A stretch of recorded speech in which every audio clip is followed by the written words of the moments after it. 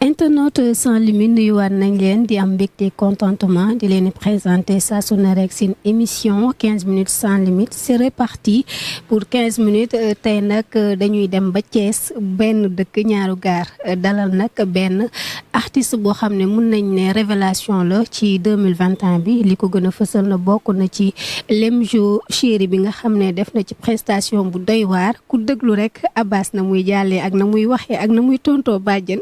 doo ko mën a muñ tey ñu ñëw seet si ko war a seq ak moom waxtaan war a wax ak moom carrière am war a wax ak moom ci li nga xam ne moo showbiz ak intégration wam ci boobule série wante it balaa ñuy xuus rek di dugg ci waxtaan bi dañ koy bàyyi mu nuyoog internet yi ñu daal di dugg ci waxtaan bi Abass ñu ngi lay nuyu di la dalal bu baax nag sans limite ñu ngi koy limité nag comme ni nga koy waxee. jërëjëf salaamaaleykum maa ngi nuyu ñëpp di sant ñëpp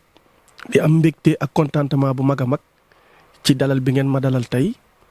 waaye ñëw fekk si ma fi nga xamante ni nag moo di Thiès kaay benn dëkk ñaari gaar 5565 Jakarta 36000 Tata dëkku Lat Joor Joob ak Kolo Joor Joob ak Cor Fatim Ngay ak Calo Masamba Yaasin gis jàmm koddu fal ak bargéej ak jogomaay dal leen ak jàmm di nuyu waa Thiès gépp parcelle gi ma yeewu Cité Lamy gi ma juddoo yaroo fa màggee fa di nuyu sama xarit yeeg sama am di jàmm yi ak ñi ma tette ci yoonu aar ba ma yegg si fii kulim da ngay juum fa tabarakallah macha allah maa ngi nuyu ñëpp wallaahi. bi nga taggee Thiès am na maanaam mais Dakar moom nan nga koy taggee Abass. waaw fii mooy jal jóob fukki penc ak ñaari fii la lépp yi sottee de barki borom Tuubaa fii la lépp di sottee dëgg du neex waaw tarkal laf cat. laf cat commencé guy sa interview bi waaye mu ngi wone talent waaye nag du ma teeman samay question loo ma divertir Abass du teeman li ma nar a posé dinaa ko wax. ñu njëkkee rek ci benn question bi parce que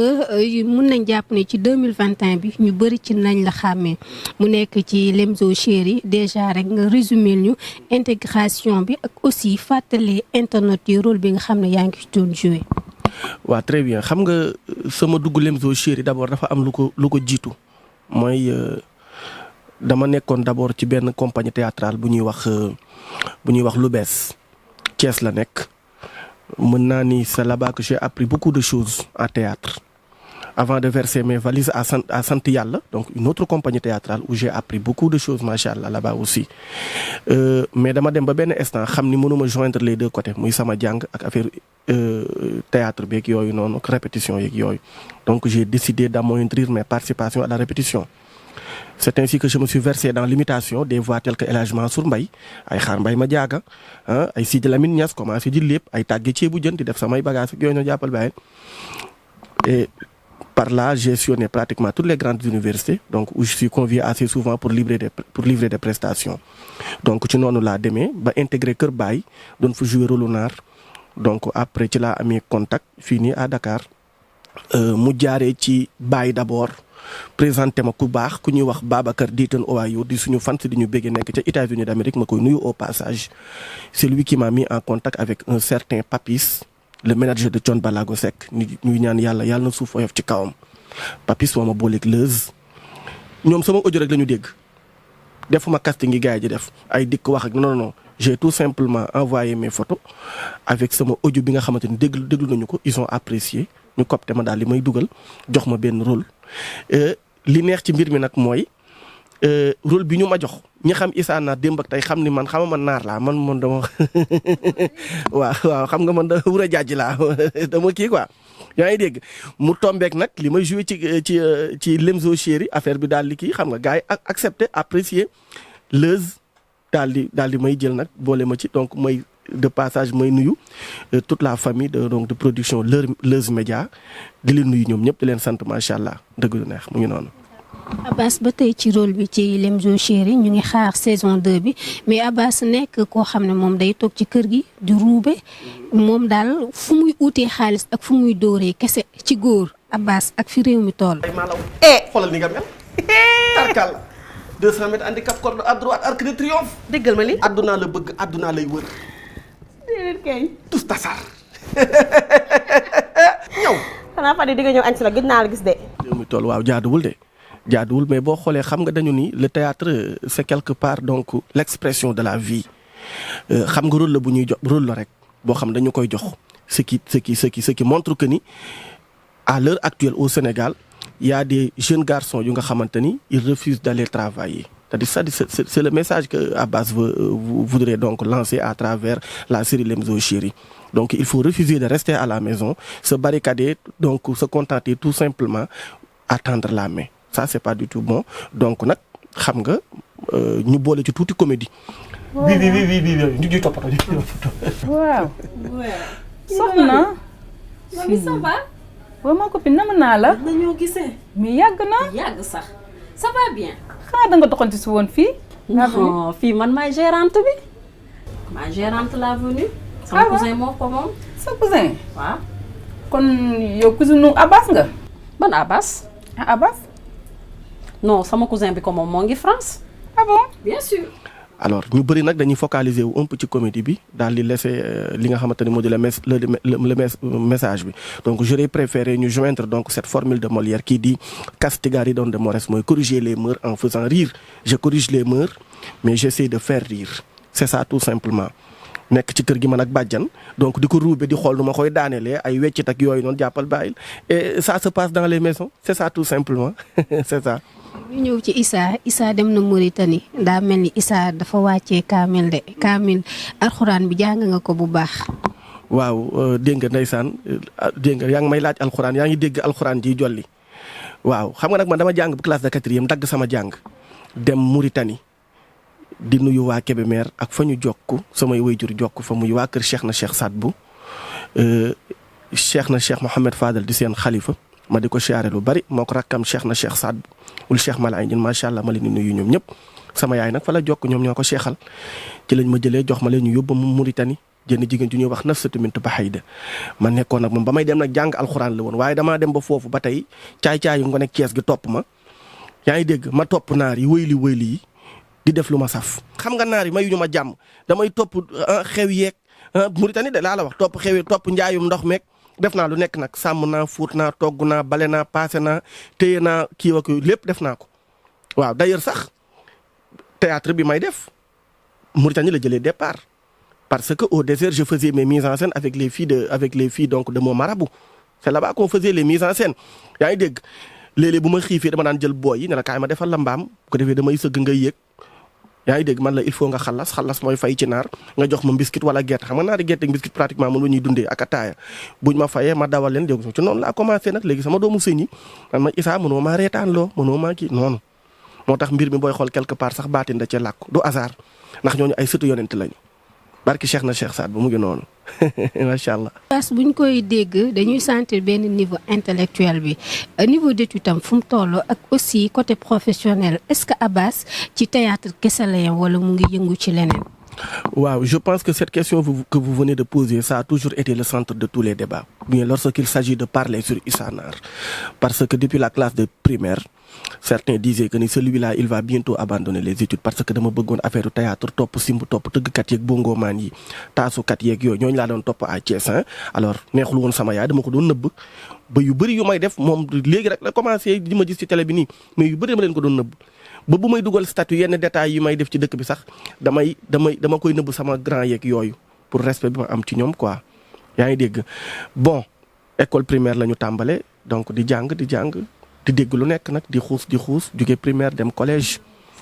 waaw. parce que en général boo nekkee dina waaw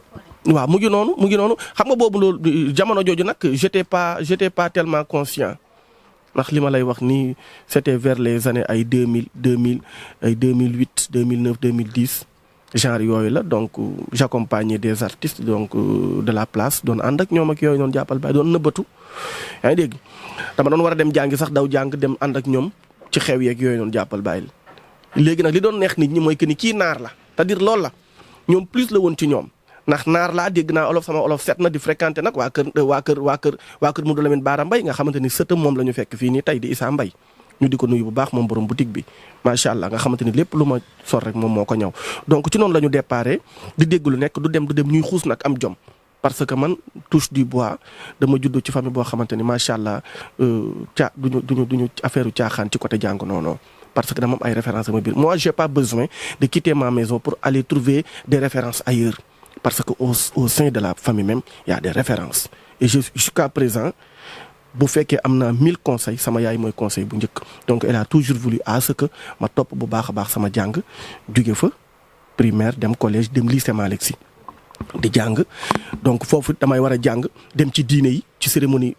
d'ouverture yi donc may commencer di dem jusqu'à sillonner toutes les universités ba l'école nationale d'administration j'ai été convié à l'époque il y avait tant d'artistes yoo xamante ni on pouvait les inviter mais on a choisi Issa Nar tout simplement parce que je parvenais à jouer en anglais en français et en espagnol donc lycée Malick Sy fa laa amee sama bac. Après le bac, j'ai été orienté, ma dem def licence 3 anglais.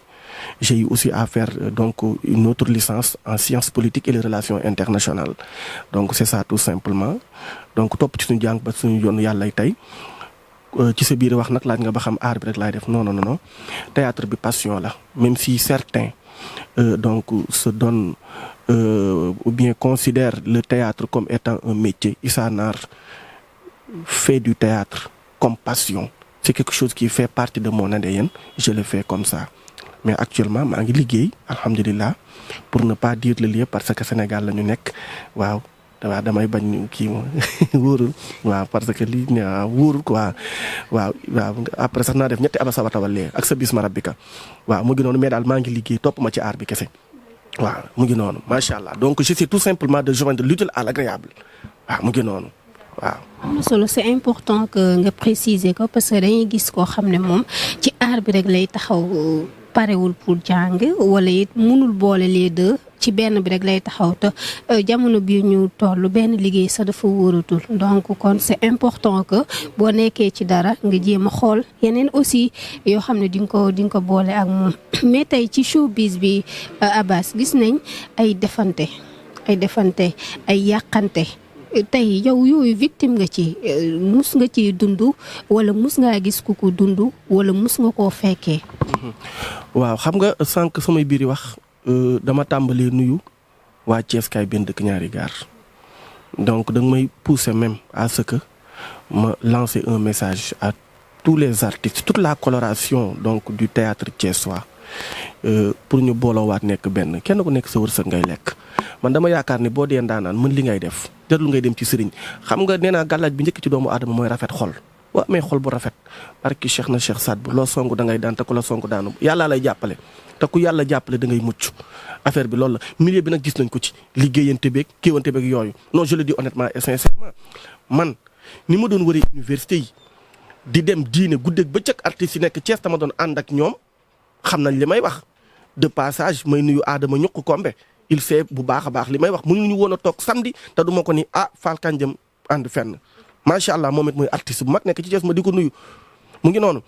dem naa ba benn période boo xamante ni tëdd naa weeru 2 mois yoo xamante ni sama yaram dafa diis gann parce que ma ni man dañoo tëgg sama combat ak Modou Lo te yëgu ma ko wala dan maa tëggal combat ak Yékini sama yaram diis gann ma tëdd dematuma fenn waaye xam nga lu ma faj damaa yeewu sangu ba set dem Mayga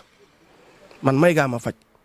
waaw damaa dem laal sama plateau S1 waaw man may Abass xoolal bu ma divertir buy jaxase mbir mi yow mënoo toog tëdd 2 mois may nga am combat ak Modou Lo sa yaram bi dis dang ñëw naan Mayga moo la faj dañ la laaloon. damaa dem laal sama plateau spaghetti bu 200 def ci 8 brochettes ñu tàbbal ci soble ji bis ci mu ter di jeeg vinaigre ji mburu genn wàll mi chaque mayonnaise may nuyu jaaykatu Mayga yëpp ci Sénégal Macky Sall jàppaleel jaaykatu Mayga yi. gaa yaa ngi nii ñoom sama gaa ñoom Issa Mbaye ñoom ñëpp ay dañuy dugg Mayga nañ leen dimbali jàppale leen mu ngi noonu xoolal ma tëdd fi feebar bu metti barki sëñ Touba daal di xam ni lii nii doo hasard ci laa jugee nag xaw a kiiwaat sama bopp un peu nii sant yàlla commencé dem nag ut saar yi nga xamante ni moo lay musal ñoom ayatul kursi dañ leen ngeen jàngi ko la ca nekk ci secret beneen affaire la dañ ko dem jàngi yàlla musal barki. da ngeen di laalante si. waaw man de laaluma kenn man daal Mayga rek laay laal man laaluma kenn. waaw ñàkkul ni nag cofoon nañ ma waaye nag rafet naa njort xooluma kenn neew ma kenn dama ni yàlla la neex xam nga nit boo defee nit lenn mu kii yàlla la neex suñu borom bi barki Serigne Bamba léeg-léeg sax nga def nit lu kii fekk ci lu ñaaw loolu nga ko def fa la yàlla di awee pour baaxali mbiram wër na borom Touba mu ngi noonu kiiwuma kenn xam nga man dama optimiste moi je suis pas pessimiste non du tout waaw man je suis positif je suis comme ça quoi waaw quand je sens quelque chose sama yaram diis wala dara jullit laa dem sangu set jàpp julli ñaan yàlla mu jeex na c'est ça dew ma ci sëriñ dew ma ci kenn aw ma sax sëriñ waaye jox nañ ma benn ndomb barki démb tàmbali naa waaw maa ngi ci benn ndomb waaw am naa benn yàlla buñ ko sàcc sax ay wax naa ko maa ngi dugal sama bopp bii danga koy dagg ok ndombali waaw yi am naa benn waaw mais programme lay génn rek ñu seere ko am naa sax périmé na ndax ba ma ko dugal ay unko gi jënax rek a fa ne am naa mucc nañ ko bu yàgg man xamul lii sonn quoi non showbiz bi dafa metti mais sant yàlla rek ku nekk sa wërsëg bu ci nekkee yàlla dina la ci ubbil buntu xéewal quoi mais nañ rafetal parce que fàtte am na waaye nettali day yeesalaat jëf nañu rafetal c'est très important moi c'est ce message que je lance aux autres à toute la coloration que ce soit musicien chanteur waykat fecckat kenn ku ci nekk sa wërsëg ngay lekk il faut prendre l'exemple de Baye Ili daan na toj réew mi téye woon aar bi poñe ko wàllam wéy na dem na ñu koy ñaanal yàlla gudd fan Lamarana Diallo il a fait ses beaux jours Gallo Thiello il a fait ses beaux jours Morba a fait ses beaux jours machallah chacun a laissé la cicatrice sur la carte il faut que les autres aussi essaient eux aussi donc de laisser la cicatrice sur la carte en passant par la grande porte bëgg ñu nga def fi loo xamante ni ëllëg ak si bi dañ la koy xoolee muy ñaaw ñu koy sa papa wala sa yaay moo fi defoon nañ rafetal c'est très important moi c'est ce message que je lance c'est ça tout simplement merci beaucoup waaw mu ngi noonu. Abass tey ci showbiz ba tey suñ avant dernière question rek balaa ñoo yëkkati jootaay bi tey célébrité yi seen mariage ak divorce yi niñ koy médiatiser ak wax yu ñaaw yi nga xam ne da nga koy gis ci côté bi wala ci côté bee ci loo xam ne mënoon nañ koo régler ci biir néeg tey nga gis récemment rek mariage divorce Mbathio Ndiaye ak Amina Poté wante it bu Mbathio bi moo gën a jël coow ndaxte ku ci nekk rek yaa ngi def sa statut wala yaa ngi def sa snap yaa ngi def ay révélation tey la ban taxawaay lañ waroon def en tant que ñoo xam ne dañu jege famille bi nga xam ne dañu am problème waratina nag divorce ci artiste. xam nga divorce yi comme vous venez de le dire c'est devenu une monnaie courante maanaam dafa bëri temps yi ci dëkk bi mais il faut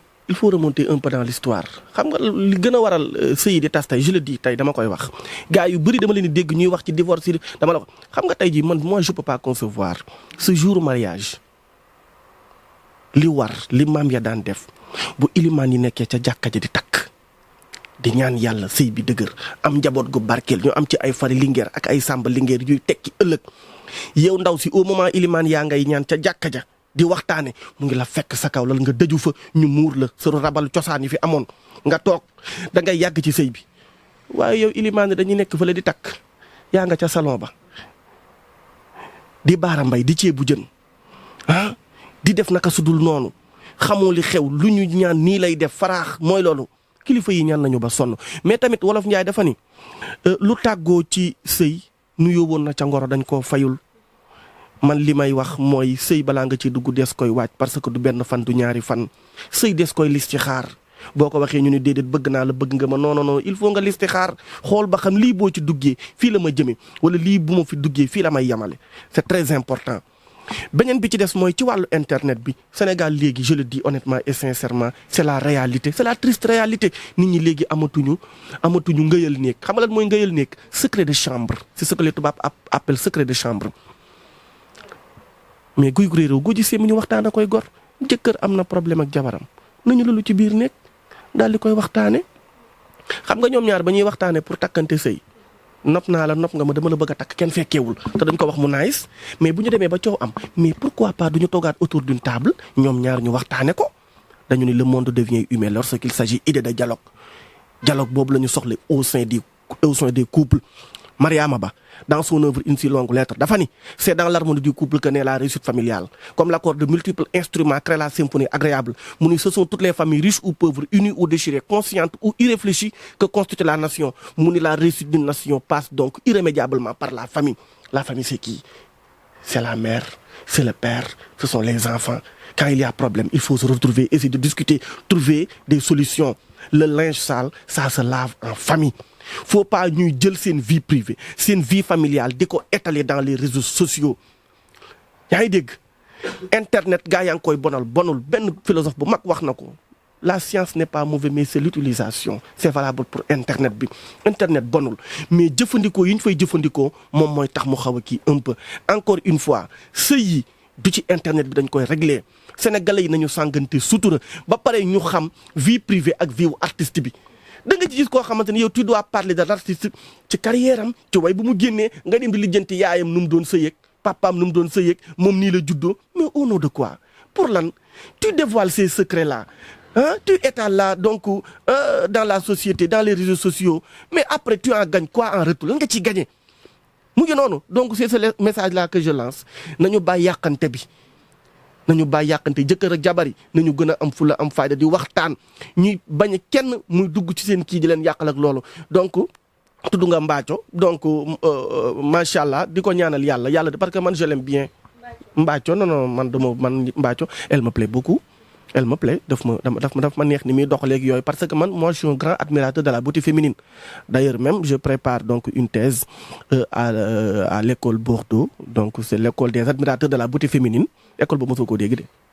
waaw Bordeaux la nekk France fa laa war a dem donc mooy loolu àggale fa sama jàng ci wàllu admiration ci jigéen ñi te Mbathio moom mooy doon kii incha allah rabbi di ñaanal yàlla jëkkëram bi mu tàggool yàlla na ko yàlla may beneen soxna Mbathio it yàlla na ko yàlla mu xoolaat bu baax fi muy teg tànkam na xoolaat bu baax fi muy teg tànkam xam ñan ñooy xaritam xam ñan ñoo koy digal lu baax te mu gën a sàlloo ngor elle a des problèmes avec son mari divorcé nañu jeex na sëy dagan na tas dagan na waaye lu ci am na rafet man loolu laay wax. Sénégalais yu bëri ñu ngi naan ne vidéo yi njëkkeem def vidéo ñi ko présenté jëkkër ji lim def Mbathio dafa war a wax est-ce que war naa wax. man je ne pense pas tas na xam nga nag c'est un débat certes nag j'ai essayé tout à l'heure de développer mais c'est un débat que je ne maîtrise pas ñoom ñoo ci mën a wax mais na rafet ngoro yeeg jëkk yeeg am di jàmm yeeg yëpp jëkkër ak jàpp na rafet rek c'est ça que je mais nag li gënoon a rafet mooy bu ñu ñëw ci réseaux sociaux yi di wax nañ ko wax au sein de la famille mu yem ci famille bi mu rafet mu jeex tàkk man c'est ce que je dis waaw mu ngi noonu. solo dernière question rek saison 2 bi Abass nan lañ koy xaaree. Pour ses fans lan lay indi day gën a ñëw di ruube wala day ñëw changer Abass dina uuti liggéey wala day toog rek di xëcc bàjjan lu mu am rek mu récupérer. waaw mu ngi noonu xam nga saison 2 bi ñu ngi koy waaj d'ailleurs même sax chaque jour ah nit ñi nag Issa saison 2 bi kañ lay ñëw mais c'est pour bientôt incha allahu rabbi ndax boo gisee saison 1 bi xaw naa jël temps un peu mais Leuz Production dafa nekk une maison de prod bu nga xamante ni Leuz Média dafa nekk une maison de prod bu nga xamante ni dañuy chercher pour def la perfection quoi gën a rafetal mais saison 2 bi di ñëw incha allah dafay gën a neex Issa Nar va essayer ou bien Abass va essayer donc de se montrer à la hauteur avec bàjjan gën a ruube pëtaxal sàjj roof galañ tàggu mbaar rek jung rocc juróom-ñaari péccum njëmbax ci biir kër gi waaw dëgg du neex toj kaani paccal li nga ricc bëggëj adduna mu solo yàlla réew mi am jàmm. le plaisir Abass. man aussi kontaan naa bu baax a baax ci dalal leen di nuyu technique bi nga àndal di nuyu Vaydi Jessing mi nga àndal Vaydi lii man rek man maa ko am man maa am def émission Vaydi toog Palavikul Karni toog sama wet nii namaste dëgg du neex ñu di ko nuyu bu baax a baax ak équipe technique bi mu àndal kii nga xamante ni nijaayam moom moo tourné film 24 heures chrono kii nga àndal. gars yi xamuñu ko noonu il est excellent nijaayam kii nu mu tuddati sax mbër la woon nag dañ ko daan rek moom nijaayam mbër bu mag la woon ko daan rek nijaayam moo tourné 24 heures chrono xaritu Steven Seagal la ay ñoom jag ba wër macha allah ku baax la Badou Gadiaga waaw merci beaucoup kontaan naa ayca sans limite forever sans limite macha allah fa tabarakallah yéen a ngi def liggéey bu rafet et je vous encourage à persévérer allez trouver les artistes cachés il faut les dévoiler et je pense que ni le travail ne vient que donc que commencer mu ngi noonu yàlla na yàlla defal sutura barki borom Touba merci beaucoup.